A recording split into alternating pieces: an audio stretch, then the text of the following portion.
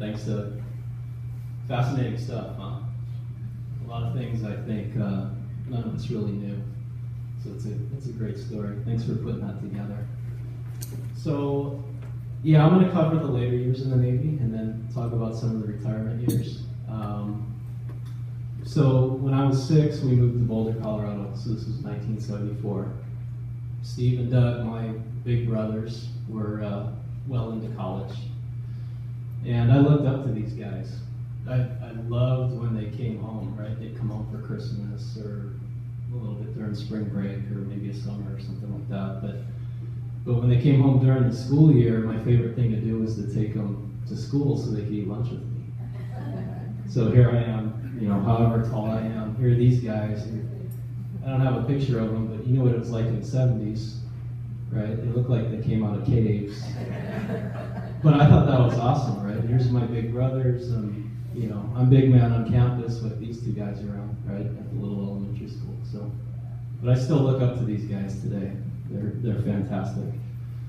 So as Doug mentioned, Dad's assignment at the University of Colorado was professor of naval sciences, and he also ran the Navy ROTC unit there at the university. And so this is an aerial shot of Boulder, Colorado. There you can see the university and the Flatirons in the background. Dad loved his office there, and I loved his office there. It was right, not only was it right on the campus, it was actually inside the football stadium. And so we became huge Colorado fans, attending lots of football games, lots of basketball games. And the football game days were super special. Dad organized pre-kickoff and halftime festivities consisting of kegs, soda for kids, of course, hot dogs, and it was right there inside the stadium at the ROTC offices. It was fantastic.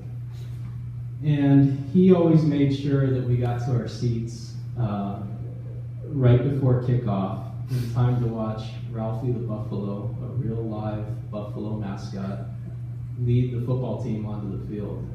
And you could not believe the joy he had watching this, because this was back in the days where Ralphie was probably way too big to be running around the football field.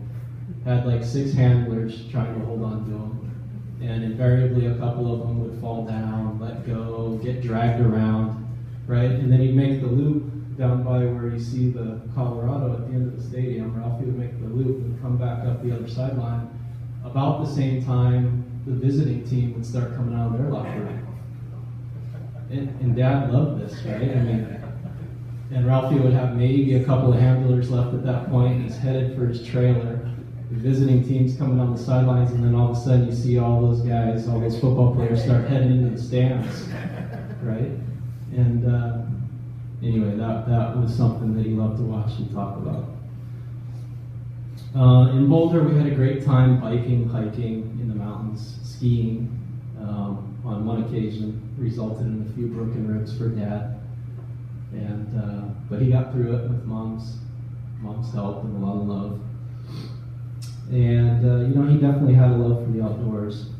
The other thing we did, which I didn't think was all that impressive at the time, but I've since learned that it actually is, he was always up for a challenge and a thrill, right? I think he got that idea from some of Doug's stories.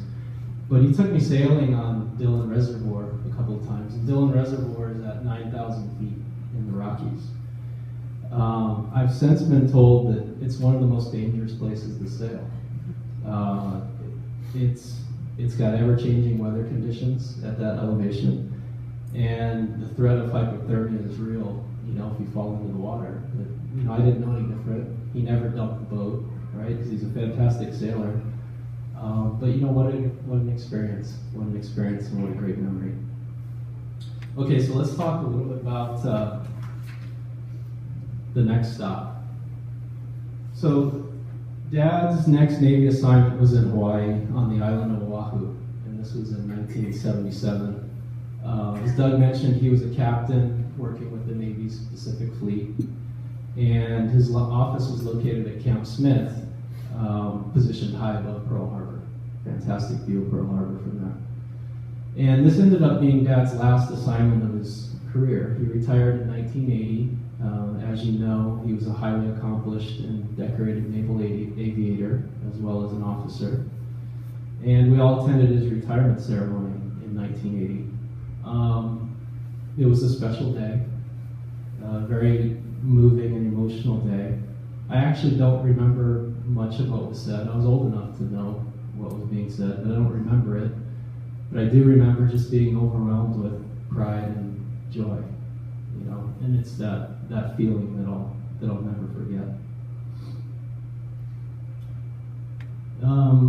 So while Hawaii was a special place for Dad, he never forgot his roots. And he recently wrote a piece called Chewing Tar. Some of you may have read it. And it's about his childhood memories. And these memories were triggered one day when he and I were walking to the beach. I was about 10 years old, and his memory was triggered. And he told me a couple of weeks ago, he said, I want to make sure that you read this at the memorial service. And so that's what I'll do here. So this is about 5 minutes long, and I think you'll find it a great story. So in 1977, we were living on the island of Oahu, the main island in the Hawaiian chain, on the windward side, over the mountains from the state capital of Honolulu, in a small seaside village of Kailua. On a walk down to Kailua Beach, my youngest son, Paul, who had just turned 10, along the beach road, I noticed a path of fresh road tar, soft and shining under the warm sun. A section of the road had recently been tarred and covered with gravel. Some of the tar was exposed. Instantly, my mind flashed back some 40 years ago to a day in my childhood when I was also 10 and on my way along a recently tarred road leading to a favorite swimming hole. The world was in the midst of the Great Depression. School was out, and we, my older brother John and I, along with 3 of his friends, were off for the day. I would end up with 9 siblings, but at that time we were only 7. Mom had her hands full with the younger 5. One was a newborn baby, Robert. As we left our East Syracuse, New York home that day, Mom reminded us of her 3 rules. Be home before dark, stay out of trouble, stay together. John, the oldest, was 12, adventurous but reasonably responsible. As the second oldest, I got to follow him, enjoying new limits usually as soon as he did. It was a comfortable slot for me, as John would have to answer first for any trouble that might befall us. Our pockets contained modest amounts of crackers and raisins, our lunch for the day. We were mindful of the Depression. My father's company had gone bankrupt in 1936, and as a big family, we were somewhat threadbare and on limited rations while Dad did his best. A self-employed heating contractor to bring home the bacon, as it were. Our destination that day, a frequent one, was a swimming hole in the woods along a small creek, probably no more than 2 miles from our home. Among ourselves, we smirkingly called it BAB, for Bare Ass Beach.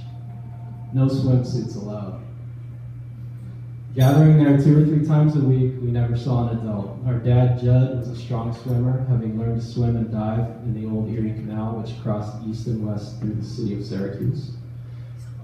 In his day, canal boats were towed along the canal by teams of mules or horses walking along the banks of the canal, called tow paths. Attaching ropes to the stem of the boats, Judd and his buddies would take tow rides up and down the canal, sometimes traveling for miles. Dad insisted that we all learn how to swim, teaching each of us in turn as we reached 4 or 5 years old the fundamentals, starting with ducking our heads underwater. In hindsight, swimming in the creek was rather risky. The water was murky, moving along in a slow current. Someone had rigged a long rope to an overhanging tree limb, providing a swing on which we swung out over the creek and dropped into the flow. Diving in from the bank was routine. We held contests to see who could dive the farthest from the bank, who could stay underwater the longest, swim the fastest. Thus, we all became proficient and confident swimmers. It was a great day. The song lyrics, "Those crazy, lazy days of summer," come to mind. As each car passed us along the road, we put out our thumbs using the accepted signal that we would accept a ride. As one might expect, we rarely got picked up. Who would want 5 or 6 scruffy boys messing up their clean car? Thus, we walked most of the time. I can't remember how it started, but we usually chewed tar as we made our way to and from BAB. We didn't have money for chewing gum, so tar became our substitute. John, a Tom Sawyer type, most probably got us started. It's the sort of thing he would try. A few years later, using old newspapers, wrappers, he had us trying to smoke corn silk. Smoke corn silk. Interesting. Dried, of course. I just couldn't stand it, and it never caught on. Along the road to Kailua Beach, I bent over and picked up a lump of tar, asking my son Paul, "Have you ever chewed tar?" His eyes lit up, looking at me with an expression of incredulity. His face, he gasped, "What?" I explained that road tar was malleable and insoluble, that its only shortcoming was tastelessness. Okay. Parenthetically, my brother John had solved that fault by carrying along some ground cinnamon, into which we dipped into our bits of tar. Assuring Paul that at his age I had chewed tar many times without ill effect, I popped a wad of tar into my mouth and urged Paul to do the same, allowing that while it didn't have much taste, it was good for the jaws and the teeth. Paul, watching me and seeing no negative reactions, started chewing his tar ball as we made our way out to the beach for a morning in the surf. As the day progressed, I related to Paul some of my experiences growing up during the Great Depression. Kailua Beach, often rated as one of the finest beaches in the world, provided a vivid metaphor in marked contrast to BAB. The Beauty and the Beast comes to mind. Paul and I never chewed tar again, but we grew closer that day, forming a bond across 2 starkly different generations. Today, Paul lives in Colorado with his beautiful wife, Lisa. They also have 3 sons, Cody, Quincy, and Craig. And perhaps someday Paul will chew tar with them. I hope so. Figuratively, of course. So that's one of Dad's great stories. That's one of his favorites. And figuratively, Dad and I chewed a lot of tar together in our many adventures in Hawaii. 2 of Dad's favorite things, which this picture shows, is hiking the hills high above Lanikai Beach. So what you see there is Lanikai Beach. The shot's taken from some military pillboxes that used to guard the islands back in the day. And then the other thing he loved to do was visit those 2 twin islands, the Mokulua Islands, which stands for Twin Islands, or means Twin Islands in Hawaiian. And we used to do that in a kayak that he built from a kit. And you'll see some pictures of that in the slideshow that we show later this afternoon. But 2 of his favorite things to do, and I was fortunate to get to do those things with him. Okay, so yeah, let's go to the next shot. This is one of my favorite pictures. Dad's retirement years, by all accounts, were phenomenal. So 36 years in retirement in total. A few of those were spent in Hawaii. The majority of them were right here in Sun City Center. 28 of those. Retirement for Dad consisted of many things and a lot of great adventures. He worked with Doug at his moving company, Truck and Movers, helped Doug get that off the ground. I think he also bought some shares of stock for us too, right? Uncle Whitey bought some stock. So we're waiting for that to mature and help fund our retirements. He became a certified tax professional and helped many with their taxes. He caught the golf bug and fell in love with the sport. Shooting 80 when he was in his 70s was one of his highlights. And his hole-in-one at age 85 was a real treat for him. Something that he reminds us that Sam Snead, the champion of hole-in-ones, was not able to accomplish at such a ripe old age. So Dad's got one over Sam Snead. Bridge, Saturday night dinners at the club, community service were also highlights. However, I think most satisfying of all was the time spent with grandkids and great-grandkids, where Dad honed his skills teaching fishing, poker, and occasionally scooter riding. Retirement was also filled with travel adventures, road trips, flights all over the country, the annual reunions in Tully, New York, seeing the colors change every fall in Vail, Colorado, several visits to Disney World, the Masters practice rounds in Augusta, Georgia, just to name a few. But maybe Dad's best trip of all was in 2011, January 2001, to Antarctica. And Dad put a big check mark on his bucket list when he set foot on his 7th continent, sailed the Drake Passage in a Category 8 out of 12 storm, and saw Cape Horn. This is a picture of him as we're coming back from Antarctica, just about to round Cape Horn. The storm had actually subsided quite a bit at this point. But on the return, he was outside on the fantail, and this is not quite the fantail, but close enough. He was outside on the fantail of the ship at the height of the storm. Huge swells, the most dangerous crossing in the world, the Drake Passage. It just didn't look quite right to me. It looked a little dangerous. So I happened to be inside, and I was sitting in a chair like this one, and I had my arm wrapped around a pole in the ship, because we were moving around so much that you had to do that, otherwise you'd fall out of your chair. By then, there were a lot of broken windows in the ship. Things were overturned. Most of the ship's population was in their room, probably trying to sleep or sick or what have you. And Dad's out on the fantail, and the fantail is rising up and down like this. I mean, way up high. Can't even see the horizon, coming way down low. And I said, okay, something's gonna happen. So I staggered over to him, right? I get out of my chair and I'm staggering over to him. I open the door and I said, hey Dad, you should probably come inside. And he looked at me like I was crazy, and he said, very joyously, he said, Paul, let me enjoy this. This is exactly what I came down here to experience. This is what he was hoping for this entire trip, right? I mean, yeah, penguins are cool and walking on Antarctica, that's kind of neat. But I want to be in the storm, crossing the Drake Passage, the most dangerous passage in the world, something I never had the experience to do when I was in the Navy. And so he was going to ride out the storm on the fantail of this ship. Fantastic. Okay, in closing, I'd like to say a few things. So, well, actually, before I close, I want to say one thing first. So, Mom, today's service is about Dad, but it's also about you. And you also created these great memories. And Dad couldn't have done it without you. You and Dad had an amazing life together. Just 2 kids from Tully, right? And you told me a few weeks ago that this getting old stuff is not for sissies.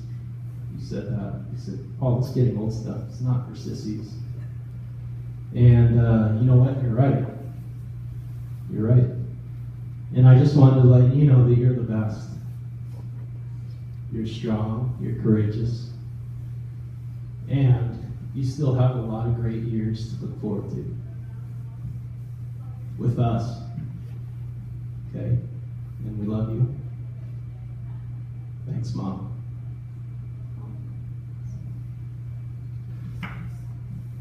Okay, in closing, my closing, Dad was many things to many people.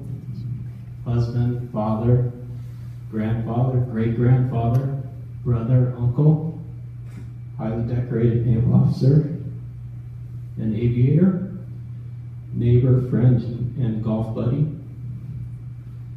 He did all these things really well, and he had a positive impact on the lives of many. And for me, Dad was a great father. He was a great mentor, a great role model, and in 2 words, my hero. And you know, the saying is true. You really don't know what you have until it's gone. But we'll always have the memories. We'll always have these memories.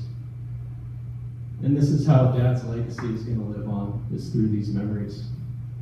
These amazing memories that he has given us. Thank you.